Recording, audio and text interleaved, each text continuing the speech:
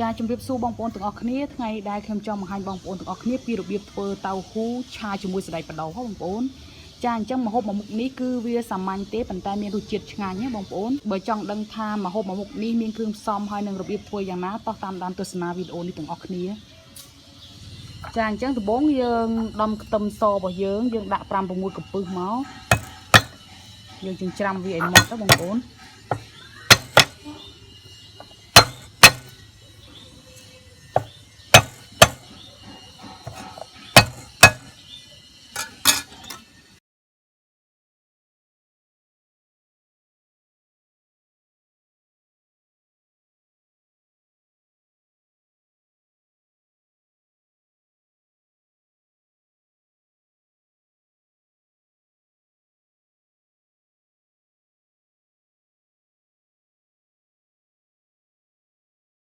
ចាបន្ទាប់មកបងប្អូនស្លឹកកញ្ឆាយចាអញ្ចឹងចំពោះស្លឹកកញ្ឆាយដាក់តាមចូលចិត្តបងប្អូនអាចដាក់ច្រើនជាងនឹងក៏បានឬក៏បងប្អូនបើអត់ចង់ដាក់ស្លឹកកញ្ឆាយហ្នឹងទេបងប្អូនអាចប្រើជាស្លឹកខ្ទឹមក៏បានដែរអញ្ចឹងយើងហាន់វារៀងវែងៗទៀត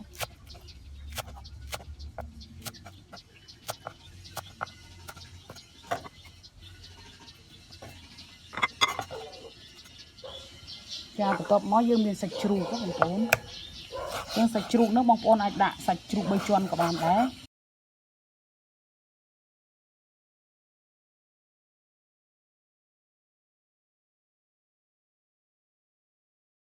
ចាបន្ទាប់មកយើងមានឈាមជ្រូកបងប្អូន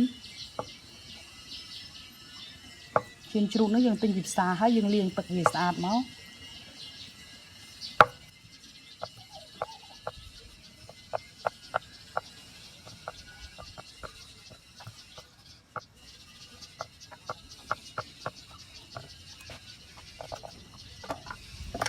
ចាបន្ទាប់មកយើងមានខ្ញីបងប្អូនបើបងប្អូនអត់ចូលចិត្តខ្ញីក៏មិនបាច់ដាក់ក៏បានដែរ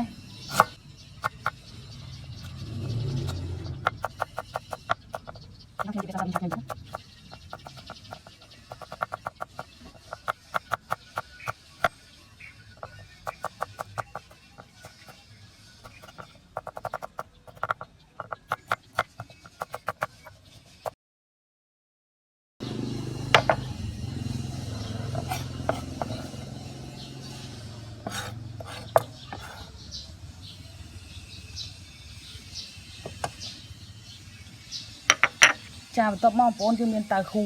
ហ្នឹងគឺយើងទិញយកពីផ្សារដែរគេកាត់លក់អញ្ចឹងណាអញ្ចឹងយើងកាត់វាជាដុំទូចៗមកតៅហ៊ូដាក់តាមចូលចិត្តបងប្អូន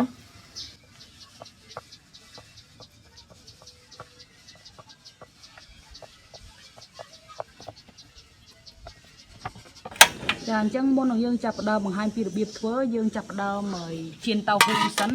បើសិនយើងដាក់តៅហ៊ូទៅអញ្ចឹងតៅហ៊ូរបស់យើងអាចនឹងបែកអស់ហើយវាម៉ត់វាអត់នៅជាសាច់តៅហ៊ូទេហើយយើងចាក់ប្រេងឆាចូលមក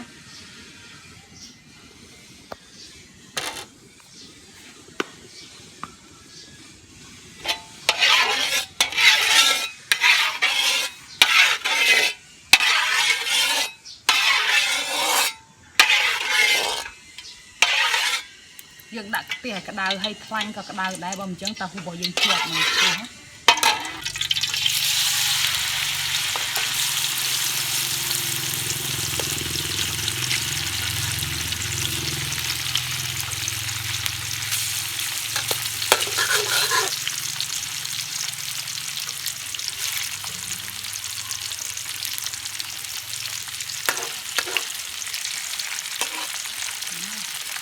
ចាអញ្ចឹងយើងជៀនតៅហ៊ូរបស់យើងហ្នឹងឲ្យវាឆ្អិនឲ្យវារឹងសាច់ហ្នឹងទើបយើងលើកវាចេញណាបងប្អូន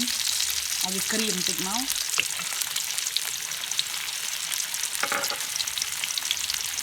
ចានេះបងប្អូនគឺយើងជៀនវារហូតតវាឡើងពណ៌អញ្ចឹងហើយវារឹងល្អបងប្អូនអញ្ចឹងយើងស្រង់វាចេញមក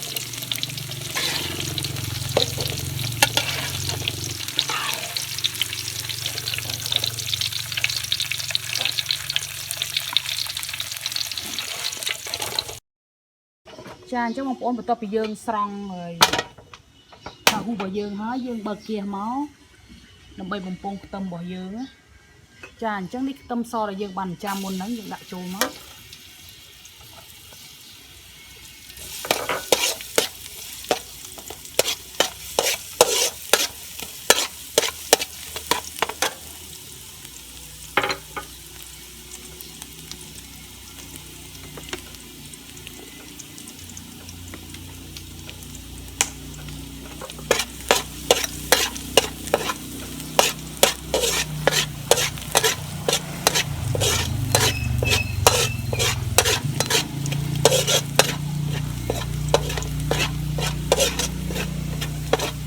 យើងពងខ្ទឹមក្រហមខ្ទឹមសរបស់យើងឲ្យឡើងក្រហមបងប្អូនឲ្យវាឡើងឈ្ងុយ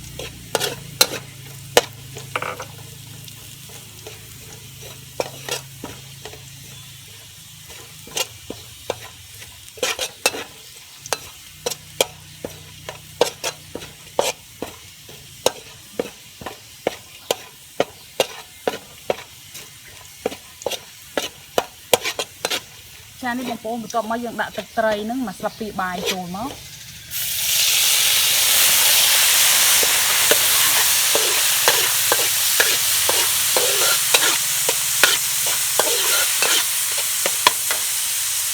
ចាបន្ទាប់មកយើងដាក់សាច់ជ្រូកដែលយើងបានហាន់ហ្នឹងចូលមក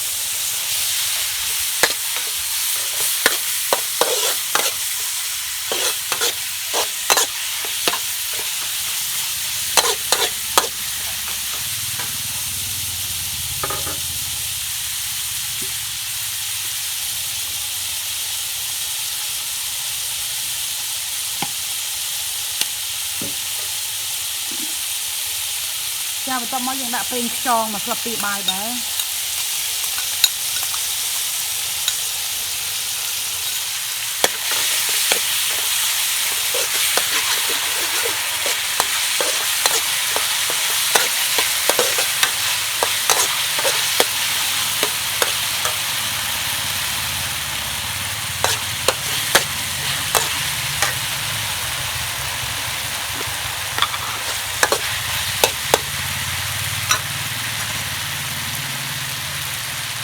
ចាំបន្ទាប់មកយើងដាក់ស្ករសហ្នឹងពីស្លាបព្រាបាយកន្លះមក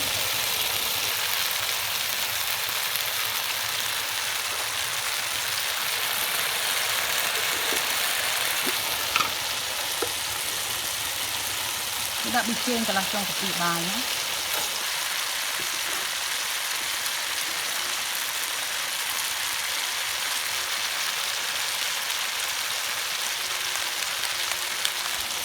យើងដាក់អំបិលរត់នេះកន្លះចុងស្លាបព្រាបាយដែរ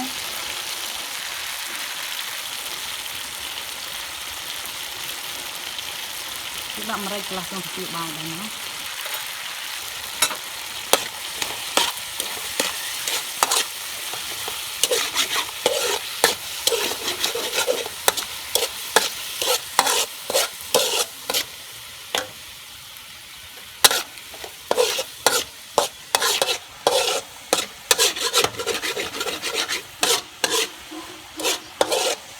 ចឹងយើងក៏កូរសាច់របស់យើងឲ្យរាងឆ្អិនបន្តិចមក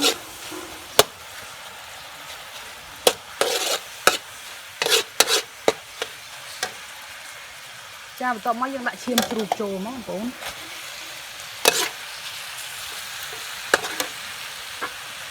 បន្ទាប់មកតៅហ៊ូ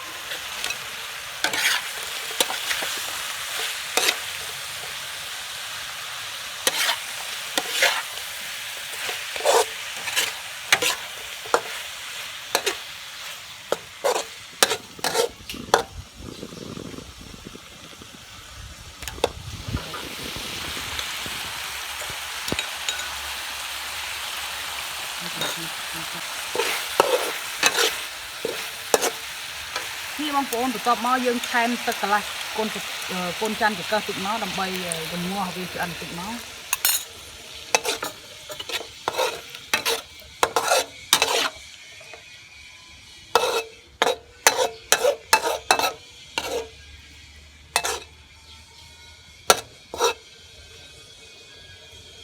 ចាបន្ទាប់មកយើងដាក់ខ្ញីចូលមកបងប្អូន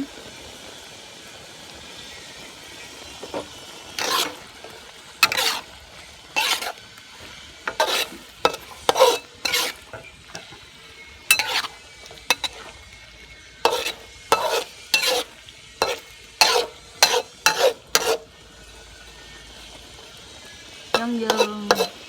ទុកខ្ញីឲ្យវារៀងទន់បន្តិចមកចាំយើងដាក់គ្រឿងផ្សេងៗចូលទៀតចាបន្ទាប់មកយើងដាក់ស្លឹកកញ្ឆាយបងប្អូន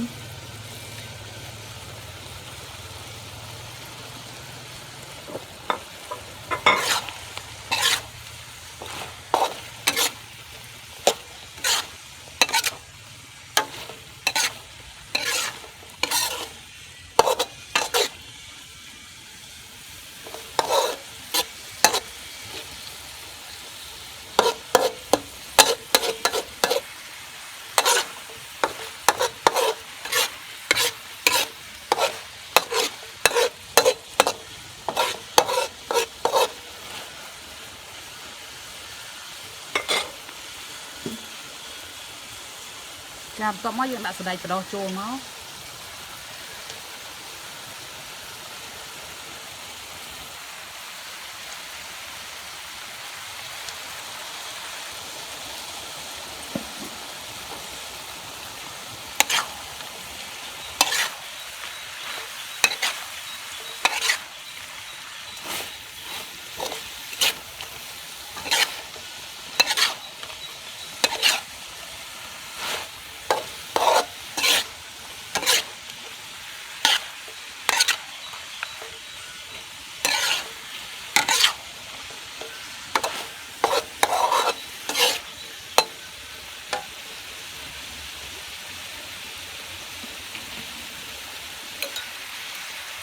ចាអញ្ចឹងយើងថែមទឹកបន្តិចទៀតបងប្អូនភាសាឆារបស់យើងវារៀងគោកពេកអញ្ចឹងយើងដាក់ទឹកបន្តិចដើម្បីឲ្យវាមានទឹកតិចតិច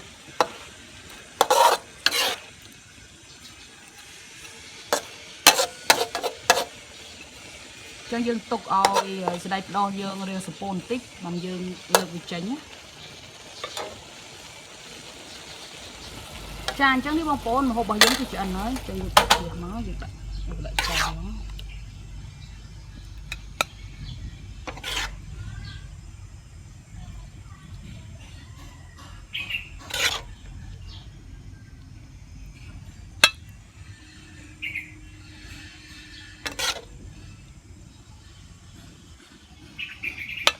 ចានេះបងប្អូនឆាតាហ៊ូសណ្តែកបដោះរបស់យើងចាអញ្ចឹងចំពោះបងប្អូនដែលចូលចិត្តញ៉ាំហឹរគាត់អាចបន្ថែមម្ទេសតិចទៀតមក